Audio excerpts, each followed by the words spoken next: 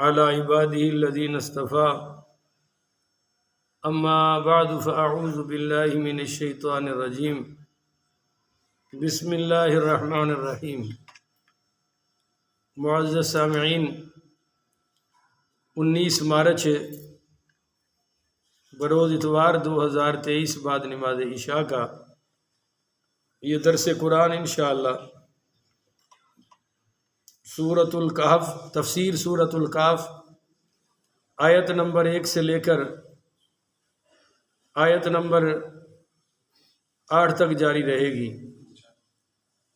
اللہ تعالیٰ سے دعا ہے اللہ مجھے شرح صدر کے ساتھ حقیقت بیان کرنے کی توفیق عطا فرمائے، اور اللہ عمل والی باتوں پر سب کو عمل کی توفیق عطا فرمائے۔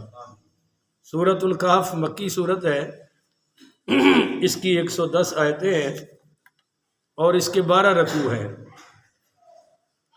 پہلی آیت الحمدللہ الذی انزل، تمام تعریفیں اللہ کے لیے ہیں جس نے انزل نازل کی علی عبدہ، اپنے عبد مکرم پر، اپنے خاص بندے پر، الکتاب، یہ کتاب، ولم یجعل لہ عوجا، اور اس میں کوئی کجی نہیں رکھی، کوئی ٹیڑھا پن نہیں رکھا، بالکل سیدھی سیدھی کتاب ہے۔ یہ پہلی آیت ہو گئی۔ جو سورہ بنی اسرائیل کی پہلی آیت ہے اس کا لفظ ہے سبحان الذی، سبحان، اور یہ الحمدللہ۔ تو سبحان اللہ الحمدللہ سے اعلیٰ ہے۔ ذکر میں جب ہم پڑھتے ہیں تو سبحان اللہ والحمدللہ ولا الہ الا اللہ واللہ اکبر، تو سبحان اللہ اعلیٰ ہے، اس لیے بنی اسرائیل میں ابتدا اس سے فرمائی، اور اس کے بعد اللہ کی حمد ہے، تو اس صورت کو اللہ کی حمد سے شروع کیا جا رہا ہے۔ اور دوسرا نقطہ یہ نوٹ فرمائیں کہ اللہ تعالیٰ نے یہاں بھی فرمایا انزل علی عبدہ، نازل فرمائی اپنے خاص بندے پر، اور وہاں فرمایا اسریٰ بعبدہ، سیر کرائی اپنے خاص بندے کو۔ تو جہاں بھی حضور کے کمالات کا، آپ کی بلندیوں کا اللہ نے ذکر کیا ہے، صفت عبدیت کو ساتھ ذکر رکھا ہے، خاص رکھا ہے کہ میرا بندہ۔ دیکھیے معراج پہ تشریف لے جا رہے ہیں بعبدہ، وہاں سے واپس آئے فَأَوْحَىٰ إِلَىٰ عَبْدِهِ مَا أَوْحَىٰ، سورۃ النجم میں اللہ نے وہاں بھی فرمایا آنے والا بھی بندہ، جانے والا بھی بندہ۔ کیوں؟ عیسیٰ علیہ السلام کو اللہ نے خاص شان دی تو انہوں نے بیٹا بنا دیا اللہ کا۔ یہودیوں نے حضرت عزیر کو شان کی وجہ سے، نفرت میں نہیں، اللہ کا بیٹا بنا دیا۔ وہ کیوں کہ بابل میں حضرت عزیر علیہ السلام قید رہے ہیں، جب رہا ہو کے باہر آئے تو یہودیوں کے پاس اصل تورات ہی نہیں تھی، تو حضرت عزیر علیہ السلام نے حفظ تورات ان کو سنا دی تھی، ان کے پاس بھی لکھی ہوئی نہیں پر ان کو حفظ یاد تھی، سنا دی۔ تو انہوں نے کہا یہ تو کوئی اللہ کا بیٹا ہے، بھائی اللہ کے سارے کلام اس کے اندر ہیں۔ تو اس لیے اللہ نے فرمایا میرے نبی کریم صلی اللہ علیہ وسلم کو کہیں تم ایسا نہ سمجھو، شان تو ان کی ان سے بھی زیادہ ہے، پر ہے میرے عبد، ہیں میرے بندے۔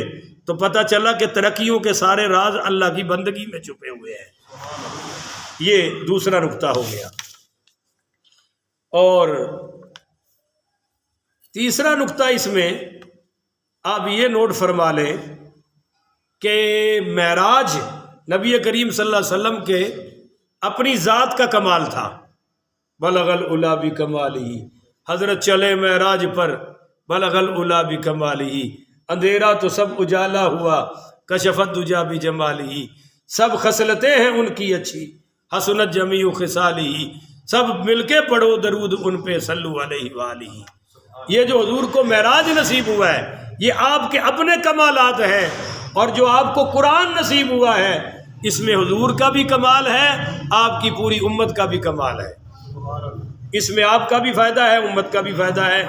اور چوتھا نقطہ یہ ہے کہ معراج نبی کریم صلی اللہ علیہ وسلم کے اپنے کامل ہونے کی نشانی ہے، اور قرآن پاک آپ کو مخلوق اپنی امت کو کامل کرنے کے لیے دیا گیا ہے۔ تو معراج سے پتہ چلتا ہے پچھلی صورت سے کہ حضور کمالات کے منبع اور مرکز پیکر ہیں. اور اس صورت سے پتہ چل رہا ہے پہلی آیت سے کہ حضور اپنی امت کو کمالات دینے آئے ہیں، یعنی کمال والے بھی ہیں اور کمال بنانے والے بھی ہیں. پانچواں نقطہ اس میں یہ ہے کہ معراج میں نفع میں نے پہلے کہہ چکا ہوں اپنی ذات کے لیے ہے، قرآن میں نفع حضور کے لیے بھی ہے، پوری امت کے لیے بھی ہے. اور وہ نفع کیا ہے؟ اگلی آیت میں ساتھ ہی اللہ نے فرمایا قیما لینذر باسا شدیدا، قیما کہ یہ مستقیم کتاب ہے. وہ پہلے کہہ دیا نا کہ ولم یجعل لہ عوجا، بولو اس میں ٹیڑھا پن ہے. اب آگیا قیما، قائم ہے. قرآن جب سے نازل ہوا ہے تلاوت میں بھی قائم ہے، ترجمے میں بھی قائم ہے، اور قیامت تک انشاءاللہ تفسیر میں بھی قائم ہے. اس میں کوئی غلطی کوئی کمی بیشی نہ نکال سکا ہے، نہ نکال سکتے ہیں، نہ نکال سکیں گے. لِيُنذِرَ بَأْسًا شَدِيدًا، تاکہ آپ اللہ کی طرف سے ان کو عذاب شدید سے ڈرائیں. جو ایمان نہیں لا رہے ان کو ڈرائیں. یا ایھا المدثر قم فانذر، اے چادر اوڑھ کے لیٹنے والے محبوب، قم اٹھیے، فانذر، اور ان کو ڈرائیے. یہاں بھی یہ ہے لِيُنذِرَ بَأْسًا شَدِيدًا، یہ ڈرائیں ان کو. وَيُبَشِّرَ الْمُؤْمِنِينَ الَّذِينَ، اور خوشخبری دے دیجئے ان ایمان والوں کو يَعْمَلُونَ الصَّالِحَاتِ، جو نیک عمل بھی کرتے ہیں، أَنَّ لَهُمْ أَجْرًا حَسَنًا، کہ ان کے لیے بہترین اجر ہے. تو خوشخبری بعد میں ہے، ڈرانا کیوں؟ کہ نفع اس وقت تک کامل اور قابل نہیں ہے جب تک نقصان ختم نہ ہو. اگر نقصان ہے تو نفع کا کوئی فائدہ، اس لیے پہلے لِيُنذِرَ بَأْسًا شَدِيدًا، ان کو نقصان سے ڈرائیے پھر خوشخبری سنائیے. اچھا جی، مَاكِثِينَ فِيهِ أَبَدًا، اس جہنم اس جنت کی خوشخبری دے دیجئے ایمان والوں کو جس میں یہ ہمیشہ رہیں گے. وَيُنذِرَ الَّذِينَ، اور ان لوگوں کو بھی ڈرائیں قَالُوا اتَّخَذَ اللَّهُ وَلَدًا، جو کہتے ہیں کہ اللہ نے اولاد بنا لی ہے. کہو استغفر اللہ. تو میں عرض یہ کر رہا تھا کہ کتاب حضور کے لیے بھی نعمت ہے اور پوری امت کے لیے بھی نعمت ہے. اور یہ بھی یاد رکھیے کہ کتاب میں ثواب بھی ہے، عذاب بھی ہے، جنت بھی ہے، جہنم بھی ہے، خوشخبری بھی ہے، انذار بھی ہے. سارے معاملات جو قرآن منع کرتا ہے امت چھوڑتی جائے، جو قرآن آرڈر دیتا ہے امت عمل کرتی جائے. تو یہ جہان بھی کامیاب ہے، بولیے اگلا جہان بھی کامیاب ہے. اب اللہ کہہ رہا ہے کہ قیما لینذر، قیما، قرآن قائم ہے. وَلَوْ كَانَ مِنْ عِنْدِ غَيْرِ اللَّهِ لَوَجَدُوا فِيهِ اخْتِلَافًا كَثِيرًا، اگر یہ قرآن اللہ کے سوا کسی اور کی طرف سے آتا تو اس میں ضرور بہت سا اختلافات ہوتے. اگر قرآن میں کوئی اختلاف نہیں ہے تو یہ نشانی ہے کہ یہ کلام اللہ کا ہے. بولو جی، یہ کلام اللہ کا ہے. اب یہ ڈرانا ہے ان کو بھی، کن کو بھائی؟ وَقَالُوا اتَّخَذَ اللَّهُ وَلَدًا، جنہوں نے اللہ کے لیے اولاد بنائی ہوئی ہے. مَا لَهُ بِهِ مِنْ عِلْمٍ، اور یہ جو اللہ کی اولاد بنائے بیٹھے ہیں ان کے پاس کوئی علم ہے؟ اکثر جاہلوں کے پاس علم نہیں ہوتا، پر ٹانگ اڑانے سے بعد نہیں آتے، علم ہوتا ہی نہیں ہے. اچھا جی، وَلَا لِآبَائِهِمْ، اور ان کے باپ دادا کے پاس بھی کوئی علم نہیں تھا. یہ سب اڑنتو گھڑنتو مڑنتو باتیں چل رہی ہیں کہ جی نورے نے سنیا غفورے کڑو، غفورے نے سنیا دھتورے کڑو، چل پئی. اور باپ دادے بھی ایسے ہی اٹکل پچو مارتے تھے، یہ بھی ایسے ہی مار رہے ہیں. اللہ کہتا ہے کبورتن کلمتن تخرج من افواہہم، یہ بہت سنگین بات ہے، یہ بڑے جرم کی بات ہے، بہت بڑی جسارت ہے. تخرج من افواہہم، جو ان کے منہوں سے نکل رہی ہے. ان یقولون الا کذبا، یہ جو کچھ کہہ رہے ہیں محض جھوٹ ہے. اللہ اولاد سے پاک ہے، بولو اللہ بیوی سے بھی پاک ہے. حیران ہو گئے آپ کہ عرب کے کفار کہتے تھے کہ فرشتے اللہ کی بیٹیاں ہیں، معاذ اللہ. پچھلی صورت بنی اسرائیل آیت نمبر 111 میں اس کی تفصیل میں بیان کر چکا ہوں. عیسائی کہتے ہیں کہ مسیح اللہ کے بیٹے ہیں، حضرت عیسیٰ کے بارے میں. یہودی کہتے ہیں کہ عزیر معاذ اللہ اللہ کے بیٹے ہیں، اور مرزا قادیانی وہ بھی کہتا ہے کہ مجھ پر وحی نازل ہوئی ہے، میں بھی اللہ کا بیٹا ہوں، معاذ اللہ۔ حقیقت الوحی میں اس نے یہ بات لکھی ہے۔ اور کبھی وہ کہتا ہے میں اللہ کی بیوی ہوں، کبھی بکواس کرتا ہے کہ میرے ساتھ اللہ نے ہم بستری کی ہے، اور پھر مجھے حمل بھی ہو گیا، معاذ اللہ استغفر اللہ، اور میں اپنے آپ سے خود ہی پیدا ہو گیا۔ رانجھا رانجھا کہندی نہیں، میں آپ پہ ہی رانجھا ہو گئی، کہتا میں خود سے خود پیدا ہوا ہوں۔ تو اس لیے ہم مرزائیوں سے کہتے ہیں کہ مرزے کا نبی ہونا تو دور کی بات ہے، ایک اچھا انسان یا صحیح الدماغ انسان ہی ثابت کر دو، ہم تمہیں مان جائیں گے، مگر مرزا تو انسان کہلانے کے بھی لائق ہے نہیں ہے، نبی تو بہت اونچا مقام ہے جی۔ فَلَعَلَّكَ بَاخِعٌ نَفْسَكَ، اب یہ ذرا سمجھیے گا، بعض لوگوں کو سمجھ نہیں آتی کہ مولوی صاحب اتنا کیوں تڑپتے ہو، تم کیوں کہتے ہو بیٹھو بیٹھو، آؤ آؤ، سنو سنو، کیوں کہتے ہو؟ لوگوں کو سمجھ نہیں آتی، اور جڑے بڑے سیانے ہوندے نے کہتے مولوی صاحب تنخواہ مل رہی ہے، تہاڈا روٹی پانی چل رہا ہے، تسی کہڑے چکرے پہ رہے ہو، نہ سناؤ انہاں نوں۔ ہم کہتے ہیں کہ بات بڑی دور کی ہے، تیری ہی نکی جئی سرڑی دے اندر سما سکتے نا مطالب دے سمندر۔ میں نے کہا جی آپ کی چھوٹی سی دماغڑی کے اندر یہ بڑی بڑی باتیں گھسنے والی نہیں ہے، ہمیں تو یہ ہے فَلَعَلَّكَ بَاخِعٌ نَفْسَكَ، اگر یہ لوگ اس قرآن پر ایمان نہ لائیں تو عَلَىٰ آثَارِهِمْ إِن لَّمْ يُؤْمِنُوا بِهَٰذَا الْحَدِيثِ أَسَفًا، تو لگتا ہے کہ آپ فرط غم سے ان کے پیچھے اپنی جان دے دیں گے۔ اے میرے محبوب، لگتا ہے کہ آپ ان کے غم میں اپنی جان دے دیں گے کہ یہ ایمان کیوں نہیں لا رہے۔ پہلے تو یہ آیتیں میں ساری آپ کو سناتا ہوں، نمبر 1 جو سنا دی، نمبر 2 سورہ فاطر آیت نمبر 8 میں فرمایا فَإِنَّ اللَّهَ يُضِلُّ مَن يَشَاءُ، اللہ جس میں چاہتا ہے گمراہی پیدا کر دیتا ہے، اور وَيَهْدِي مَن يَشَاءُ، اور جس میں چاہتا ہے ہدایت پیدا کر دیتا ہے۔ فَلَا تَذْهَبْ نَفْسُكَ عَلَيْهِمْ حَسَرَاتٍ، آپ ان پر غم کر کے اپنی جان کو ہلاکت میں نہ ڈالیں۔ یہ دوسری دلیل۔ تیسری سورۃ الشعراء آیت نمبر 3 لَعَلَّكَ بَاخِعٌ نَفْسَكَ أَلَّا يَكُونُوا مُؤْمِنُونَ، اللہ یکونوا مومنین، لگتا ہے کہ آپ ان کے ایمان نہ لانے کی وجہ سے اپنی جان دے دیں گے۔ یہ حضور کو کافروں کا فکر ہے، بے ایمانوں کا فکر ہے، اور سانو اپنے نمازیاں دا بھی کوئی نہیں، اور سانو اپنے محلے داراں دا بھی کوئی نہیں۔ اور آگے دلیل سنیے 4 سورہ انعام آیت نمبر 107 وَلَوْ شَاءَ اللَّهُ مَا أَشْرَكُوا، اگر اللہ چاہتا زبردستی تو کوئی بھی شرک ہے، بھائی بولا تو کرو، کوئی بھی شرک ہے نہ کرتا۔ اور وَمَا جَعَلْنَاكَ عَلَيْهِمْ حَفِيظًا، ہم نے آپ کو ان کا نگہبان نہیں بنایا۔ وَمَا أَنْتَ عَلَيْهِمْ بِوَكِيلٍ، اور نہ آپ ان کے ایمان نہ لانے کے ذمہ دار ہیں، آپ پر کوئی ذمہ داری نہیں کہ یہ ایمان کیوں نہیں لاتے۔ اور نمبر 5 ہے سورۃ الغاشیہ آیت نمبر 21 اور 22 ہے فذکر انما انت مذکر، آپ نصیحت کیجئے کیونکہ آپ صرف نصیحت کرنے والے ہیں۔ لست علیہم بمسیطر، ہم نے آپ کو جبرن ان پر مسلط نہیں کیا، آپ مسلط نہیں ہیں، تبلیغ کریں۔ نمبر 6 سورہ قصص آیت نمبر 56 انک لا تہدی من احببت ولکن اللہ یہدی من یشاء، آپ جس کو چاہیں اس میں ہدایت پیدا نہیں کر سکتے، لیکن اللہ جس میں چاہتا ہے ہدایت پیدا کر دیتا ہے۔ وَهُوَ أَعْلَمُ بِالْمُهْتَدِينَ، اور اللہ زیادہ جاننے والا ہے کہ ہدایت قبول کس نے کرنی ہے۔